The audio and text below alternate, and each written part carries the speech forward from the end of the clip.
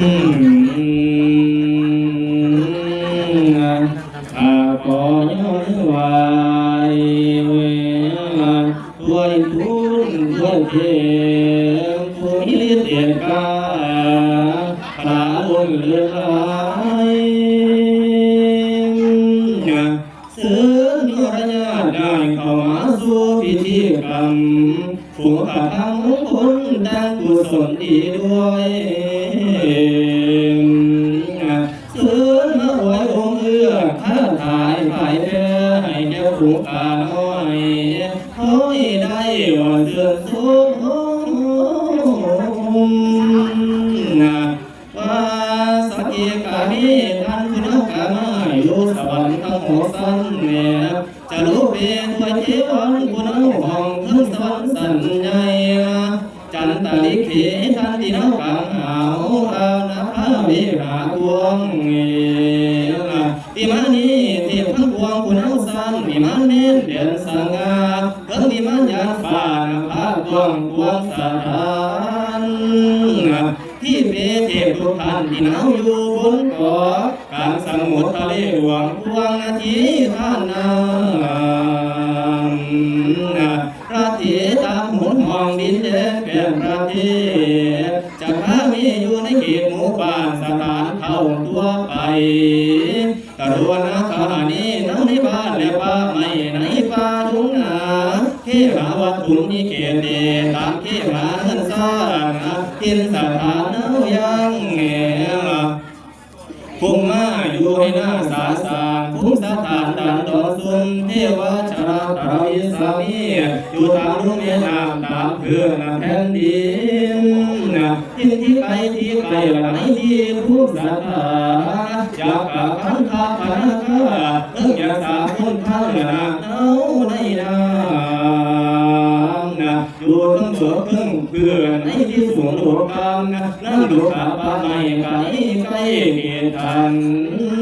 โสดาสาผู้ยุสังธรรมท้ามหาพรหม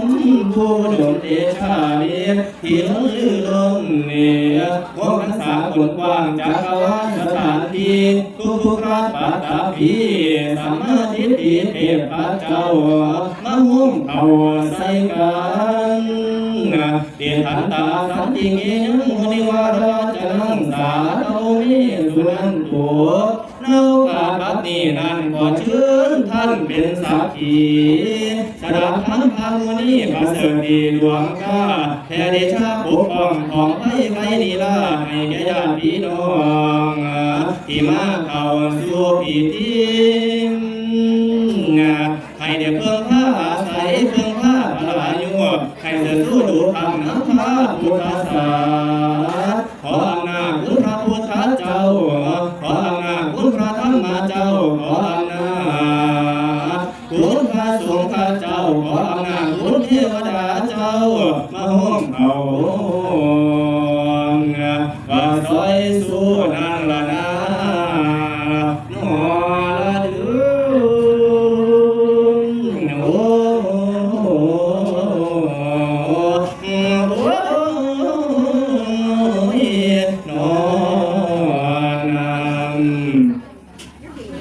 นะโมตัสสะภะคะวะโตอะระหะโตสัมมาสัมพุทธัสสะนะโมตัสสะภะคะวะโตอะระหะโตสัมมาสัมพุทธัสสะนะโมตัสสะภะคะวะโตอะระหะโตสัมมาสัมพุทธัสสะสีสีสุขังคาสุภาสวัสดีอดิเลกาทิสีอดิเลกาเตโชชัยยาตุภวังชายมังคาลังทัตโตโลกังสุขังพลังอาวะหาวิวะโมชัยยามุขุนวันนี้เป็นวันดีวันศุกร์ที่2คืน14ค่ำเดือนที่พุทธศักราชดวงแล้ว2568พรรษาการเดือนนี้เป็นเดือนงามวันนี้เป็นวันดีวันดีที่อนุตตรชูโตไปนี้แม่นตกไม่จางขันหาใบนี้แม่นขันไม่แก้ว คุณน้าและพ่อแม่พุ่นแบ่งแล้วถึงได้แต่งข้าวปานะอยู่สลอนสลามีทั้งฝ่ายผู้แก่เปลี่ยนใส่คอยปัดหน่อยซอยสังวานมุขการอันพระเสือผู้แก้วเกิดนำข้าวาสนาพวกให้รู้ละได้สมดังปรารถนาผู้ที่ปุญญาตาสันนิวาสธรรมโมภาแห่งความดีบารมีหัวทรงเป็นยอดองค์ความเพียรใจเสถียรมาพบพองงานหน่วยนอกันระยะนี้งานโสพีศีรษะซองเหนือเกี่ยววันพบลำมวยผมดำศีรษะงาได้น้ำบานังสาจันจิราศีวิจารเนี่ยบุญน้ำพาทรงอยู่ได้พบผู้สมใจใจได้เพื่อแก้วได้เจ้าบ่าวน้ำบาได้ทันใจพุ่งสาใจเป็นผู้แก้วผัวปังตัวกระบวนถ่วงทีปวดน้องพีนปีดาบุญน้ำพาทรงอยู่ได้หมอผู้ปัญญาบุญน้ำพานี่ได้พิเศษละของคุณน้ำมันหนุนจองให้สำเร็จดังคำเก่าทุกสิ่งข้างในธนาชัยวงศาชัยผู้ที่เป็นเจ้าบ่าวควรจองและนำสู้อีกทั้งยอดพระทั่วนางสาวจันเนื้อศรีวิจารเนี่ยขอให้รังเทมาเนี่ยเสมอดังราชยุทธสรรเสริญสุขอยู่ทุกเมื่อทุกแห่งกาติราชอิทธิกาลเถิงละยาวนานนี่เสือต่อไปก็พูดเกินมาบัดนี้ทุกฝ่ายมีแต่ความดีสีวิเศษตาโรเหตุแห่งมงคลการมงคลงานการสมรสโดยรถประเพณีงานโสพีศีรษะซ้ำเหนือเกี่ยวกันคงทำนี้ได้กระทำละบาสีเพื่อให้เป็นมังการดีอันประเสริฐบนแก้วเกิดสมภารจึงได้พากันคนไขว่หาสัพพะอาหารมีทั้งหัวมันและหัวเผือกเลือกเอาได้ละแม่นมันมั่วจุนจูนั้นละแม่นมาข้าวสอมแดงไปรอเรียกผ้ามีทั้งตากุลาให้ตัวผู้แต่งใส่ตัวสวยรวยรวยเลือดแล้วเราก็แก้วใส่ผ้าปังสาพาอาหารมีหลายอย่างหาได้บ้างประมวลมาแดงใสผ้าผ้าไว้ถึงเสื้อตั้งเป็นเมื่อยามดีมีเสียง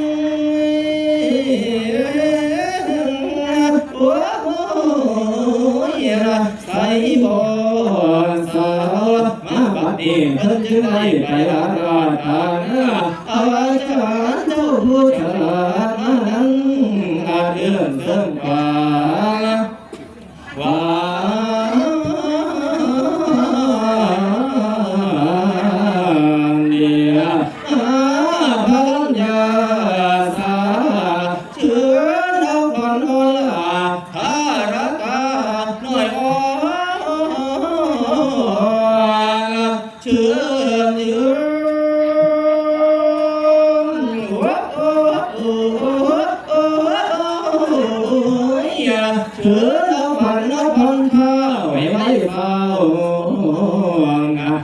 ให้ตา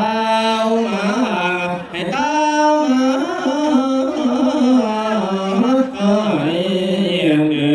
อว่ามาเยอะพันไปจะเชื่อเอาพันเลยลาดินแดงเสือเอาพันแทงดวงนายาสาเชื่อทั้งพันหาพันตาจุกวันกวางฟังเรา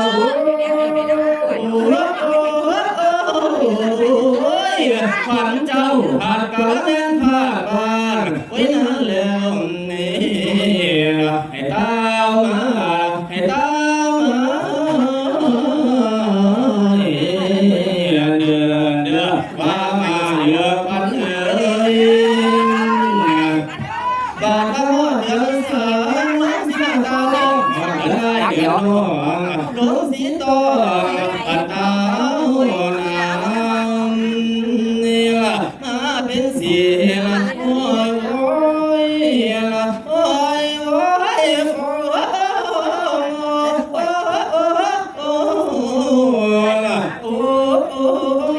ยถ้วยสีคำมาละนาควันเอ๋ย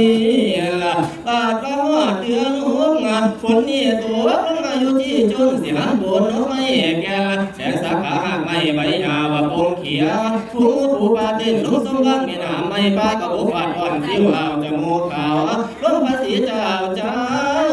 ข้าประทานห้วยเมียนฝูงกระทะท้องขันสนันดุงพุ่งดาวกบแต่เข้าไปเนื้อคณะศาสตร์มุนมาฝันเจ้าพระภาคบ้านนั่นแล้วให้ตาวมาให้ตาวมาเดือวางมาเยอะควันเอ๋ยนี่เป็นสาววันนี้เป็นวันดีวันเสียทีเป็นห่วงเอาผู้เฒ่าเกิดเป็นสาวก็ว่าแม่นมือนี้วันนี้นอนหลับได้ขึ้นพันละนอนฝันได้ขึ้นหมื่นก็ว่าแม่นมือนี้วันนี้แขนข้าวกายแขนหน้าก็ว่าแม่นมือนี้วันนี้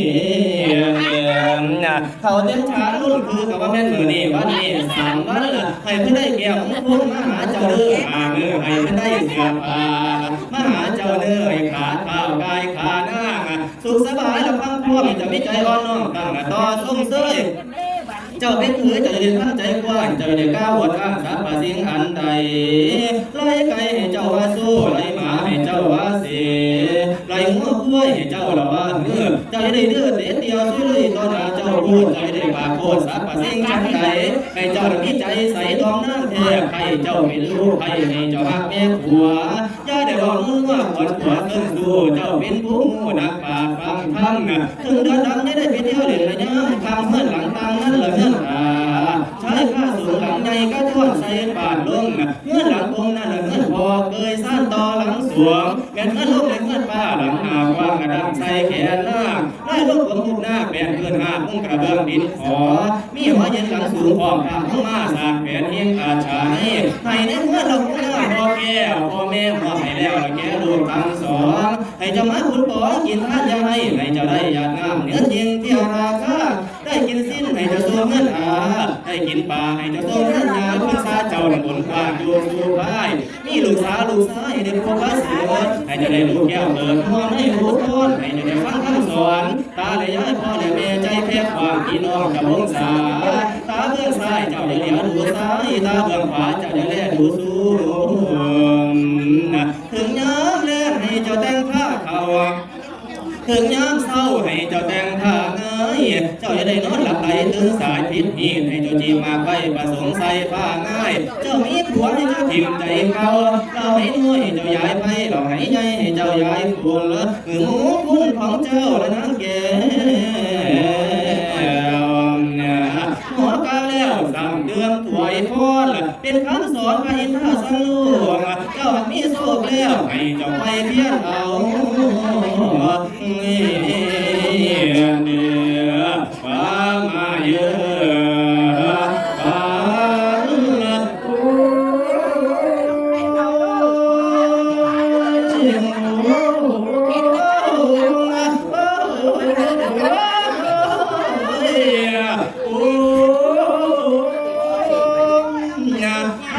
หัวเจ้านั่นหลายมาสูมีอะไรอยู่นี่น้ำนี่นางนะถึงย่างทำให้เจ้าเขาบอนนวดขอเลี้ยงหมอให้เจ้าหลับพอให้เจ้าดังนาทอทำแต่ความดี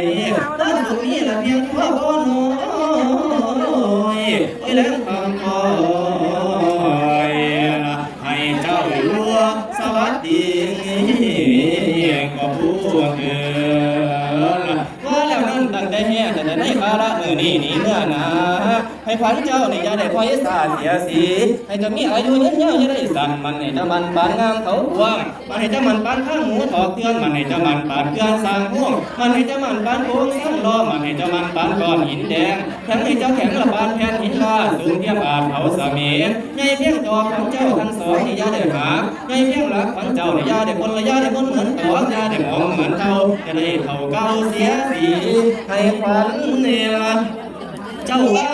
คณะชัยวงศาชัยเจ้าสาวนางสาวจันจิราสีวิจารณ์ที่ดังการดังงานให้เมื่อนี้มีตั้งเด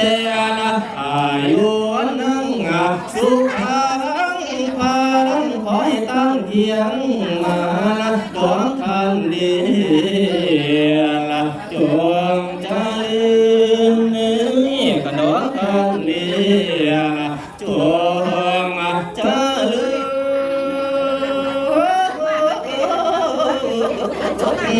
โอ้ยโอ้ยนา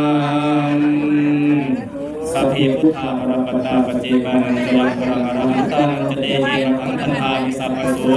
โสตระตุกิโตรุนโหปุริสาสเนโรโกตุกิโตมุนิสันตัพพิยาติภิพระพุทธังยอดแก้วพระธรรมังยอดแก้วพระสังฆังยอดแก้วพระพุทธเจ้าเดินแล้วปฏิเสวามิโสโนราคังกิกังภูอาภูมาภูนามหาภูนังนาชาลีติสิทธิกิจังสิทธิกังสิทธิกาลิยะถาคโตสิทธิเตโชชยุนิจังสิทธิราโภนิรันตรังสัพพสิทธิภวันตุเตมุตุสัพพะสาธุสาธุสาธุ